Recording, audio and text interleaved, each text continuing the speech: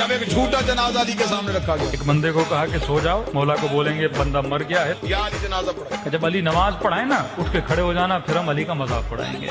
मुसलमान शरारतें नहीं छोड़ता। तो एक बंदा लेट गया, जनाजा पढ़ाने से पहले ही अली ने कहा कौन है इसका जनाजा लेके? या अली हमारा दोस्त था बेचारा, उसका इंतकाल हो गया है। इमाम ने कहा देखो किसी और से पढ़ा लो, अली से न पढ़ाओ। कहा नहीं या अली आप ही पढ़ाएं, नबी के सहाबी हैं, आपका दर्जा आपका मकाम। कहा देखो फिर कह रहा हूँ मुझसे न पढ़ाओ, क्योंकि मैं जब नियत करूंगा तो नियत यही करूंगा नमाज जनाजा पढ़ा रहा हूँ। बहरहाल इन्होंने इसरार किया, मौला अली आ गए। इमाम ने नियत की, नमाज जनाजा की और नमाज पढ़ाना शुरू कर दी। ये इस इंतजार में थे अभी उठेगा अभी उठेगा।